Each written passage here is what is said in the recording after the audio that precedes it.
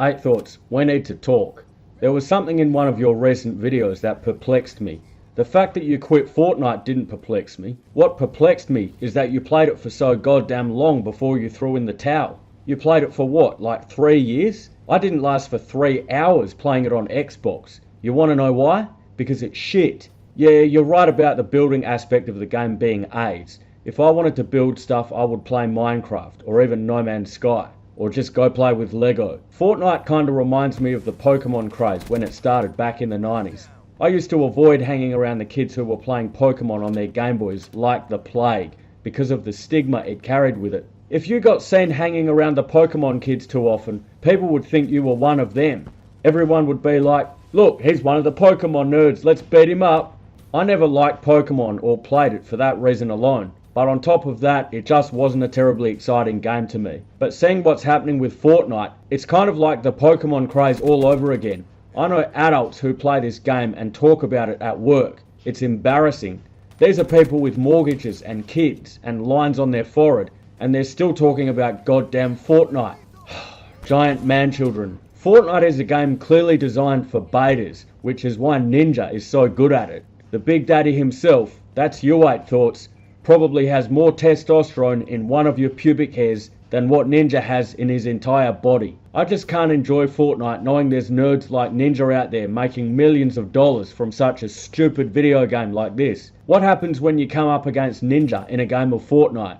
It's like, hey look, there's Ninja, let's shoot him. Oh, too late. He just built the pyramids of Giza while I was taking aim. Now I can't get a clear shot at him. Come on Ninja, come out here and duke it out like a man. COD is a game for alphas, Fortnite is a game for betas, and Battlefield. I don't know about Battlefield anymore. I'm sitting on the fence. I think it used to be a game for alphas before it got hijacked by SJWs who decided to put transgender amputees with bionic arms who bash people with studded cricket bats in the game. For the time being, I'm going to boycott Battlefield. If they've taken all the virtue signalling crap out of the game when it releases, then I might give it a second chance. Now let's move on to microtransactions. Fortnite microtransactions are a danger to humanity. The only people who think microtransactions are a good idea are kids who steal their mum's credit card to buy cosmetic items like skins and all that crap. Hee hee, fuck you mummy, I just spent your hard-earned cash on a new outfit.